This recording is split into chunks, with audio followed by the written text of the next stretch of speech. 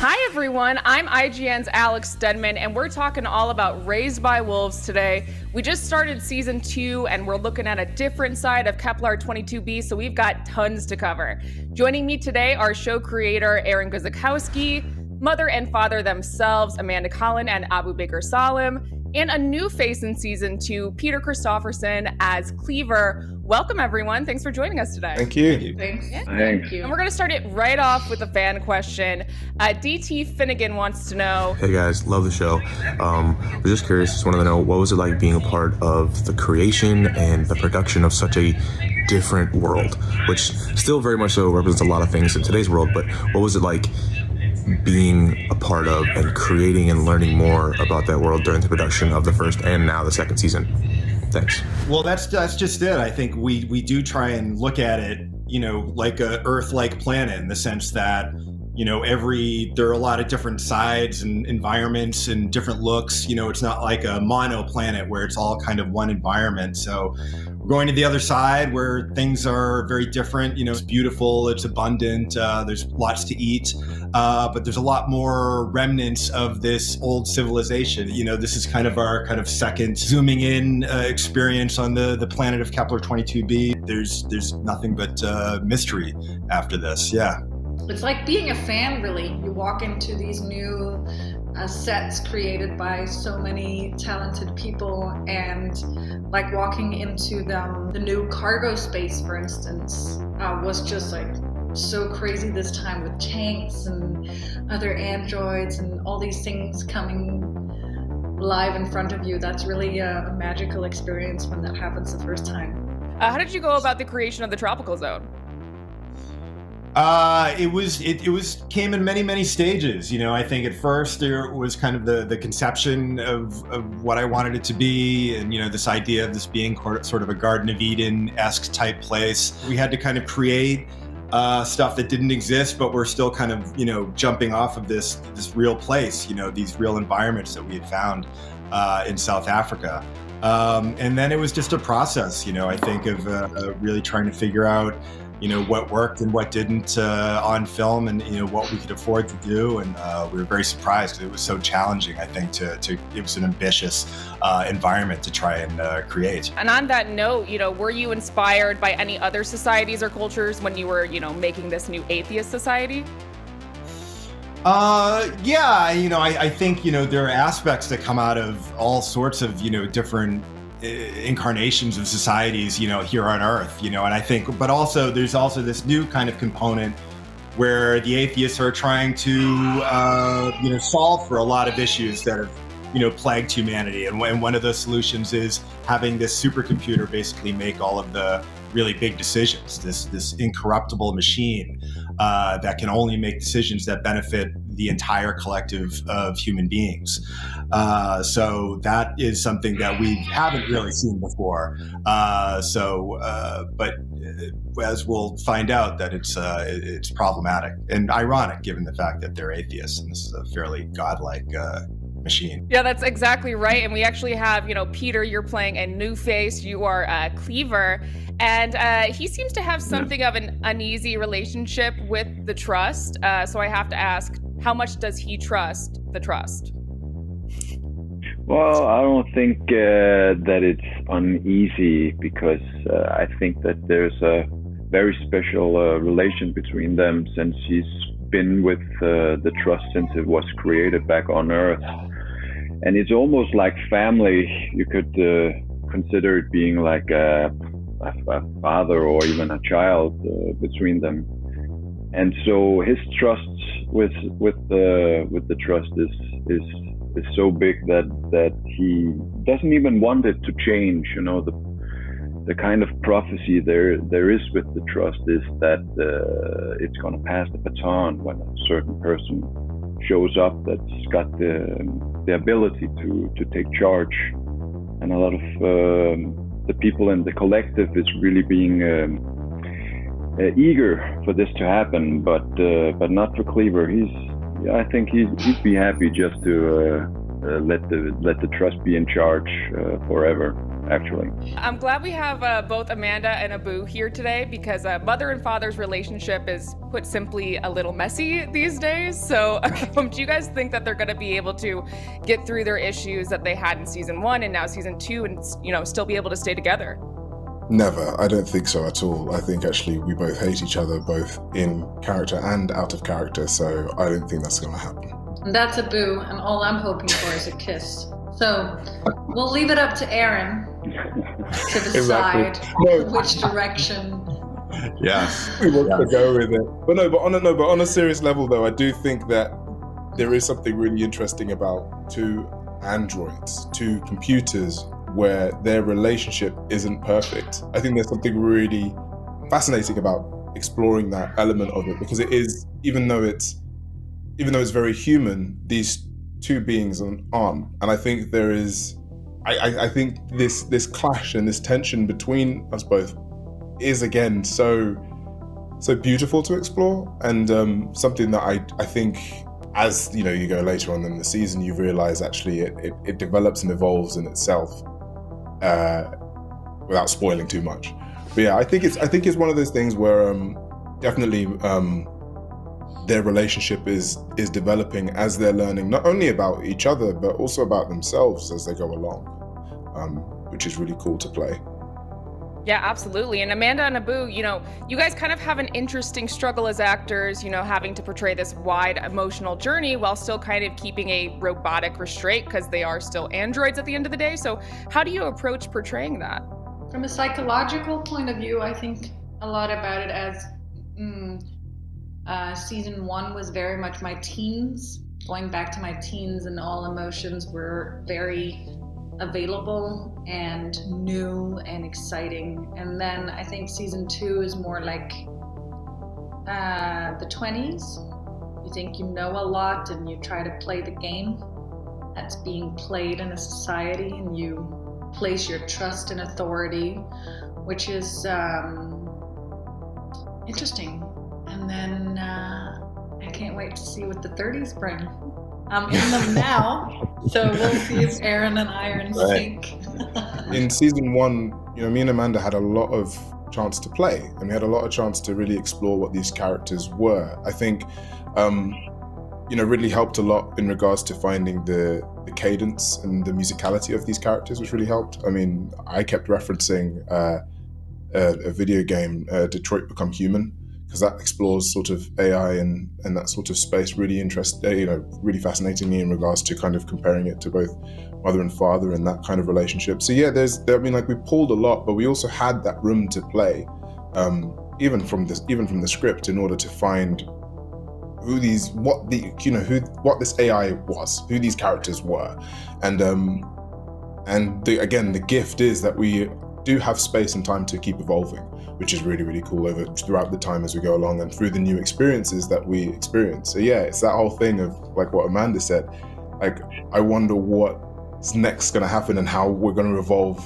differently in that space, because it is so crazy. It's almost like I almost imagine it as we're learning almost as fast as Frankenstein's creature, in a way, of how to kind of adjust and adapt to the society that we are constantly being exposed to. To play with the android aspect, you're like, when you turn a corner, for instance, in a corridor, you never just randomly turn a corner. You always make sure you're in the middle, or there's always a choice walking even, or you can walk blindfolded, and you have super hearing, and you have all these super fun directions to play with as an actor that I just think makes every scene so exciting. We just have so much fun exploring that still. So yeah. Yeah, and you guys are accommodating to this atheist society, and we kind of see, an early relationship evolving between mother and father and Cleaver. So Peter, how would you say that Cleaver views these androids now in his community? I think Cleaver thinks they're really, really exciting, since he more or less lost his faith in humanity, or not in humanity, but just in the hope that people the humans can take care of themselves. That's why he's so reliant on the trust. So I think that he secretly is just really admiring them. The conflict that does arise for him is the realization that Mother's not just an android, she's also kind of the Trust sister, in a sense, that she was created by the same guy who built the Trust, and that they might have some connection that, you know, that in some ways makes Cleaver feel a little bit uncomfortable, a little bit, you know, in the same sense you would. It's just almost like human jealousy, in a sense, that he loves this machine and everything it represents, and he might be a little worried that, you know, perhaps that his sister is going to be a bad influence as he gets to know her a little bit better and realizes, you know, how her priorities are very much built, you know, around her children first, and everything else comes second. Which in the Trust, of course, you know, even your children have to be counted the same as everybody else. So there's a little bit of potential conflict there. Shifting gears a bit, Abu, something that might be of interest to IGN's audience in particular is that you actually have a video game studio of your own, Silver Rain Games. So I have to ask, did you have any input in the Necromancer game? Oh man, I mean, like I've been pitching this to Aaron from the beginning. HBO, I'm like, come on guys, we got to make this into a game. So no, I didn't, but I'm sure again, like there's so much reference out there, and I know Aaron knows games as I do, in the sense that, you know, there's definitely going to be something really cool there. But as soon as I read that, I remember thinking to myself, this would be a great video game. Yeah, but Abu, and you mentioned Detroit Become Human earlier, and I'm curious, you know, given the AI of it all and how much that is in games, are there any other games whose themes or aesthetics remind you of Raised by Wolves at all?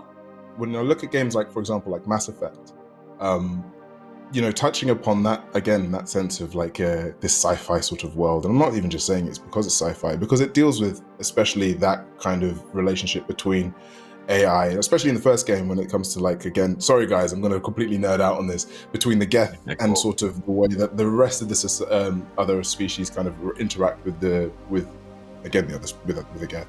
I think there's something really cool and fascinating there, and I think actually there is a connection there to a degree. There is something so, again, kind of bold and exciting about Raised by Wolves, which is why I think it's really resonating with a lot of people as a sort of visual medium as a whole, which is why I think it'd be really cool to see it as a game. I'm actually going to toss to a clip of episode 5 where we'll all be able to see all kinds of things.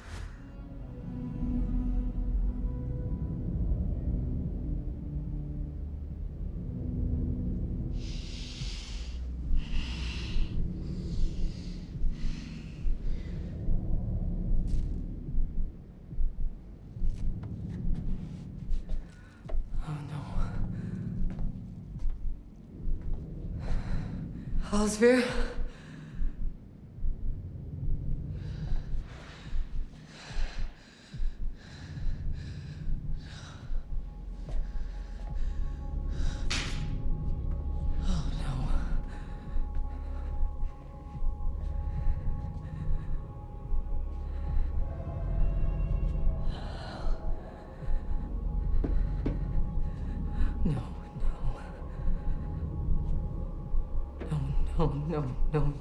No.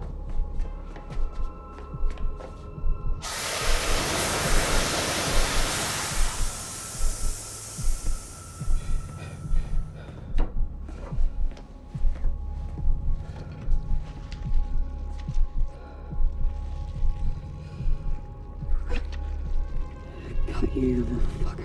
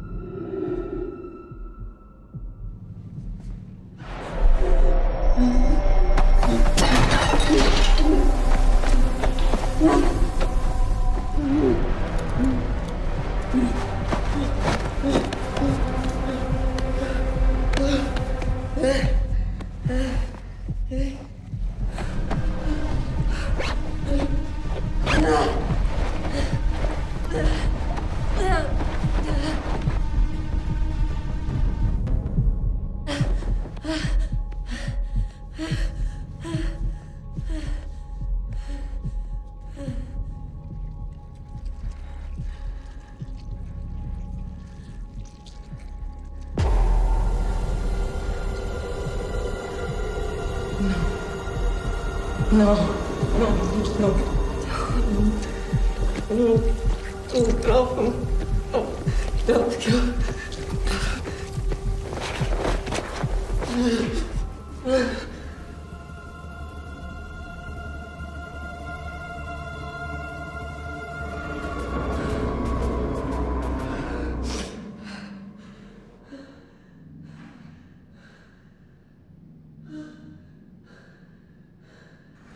Aaron, you've said in the past that you could envision going for, 5 or 6 more seasons. What would each of you like to explore if, that were come to fruition? Oh, wow. I think just more of the kind of world building of it all. I think Aaron's created such an incredibly, like, almost it is a world of its own, this own universe. It's such an incredible story world to even be able to even have, like, maybe even a season where it is on Earth, let's say, where you explore that kind of that journey up, leading up to where we are, or even cutting to the future to what happens on Kepler 22b. If there is this, what do we do it again, or is it evolved in a different way? I think there's so much to explore. Yeah, instincts versus authority. A quantum computer who decides for you instead of empathy. Like, those are topics that are super fun to discuss with the people around you, and even just the fact that, we're right now exploring to go to Mars, and people are so excited about leaving this planet, but really this is like utopia. And especially when you're in South Africa filming, you're like, we need to take care of this insanely beautiful planet. We've gotten to know Mother and Father pretty well, but we're still getting to know Cleaver. So Peter, do you think there's anything about this character and his journey going forward that's going to surprise us?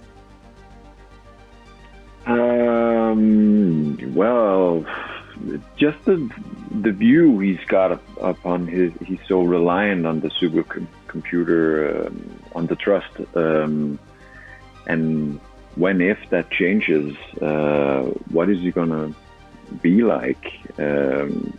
Because I see him as a complex person with many conflicted layers within him, and that trust.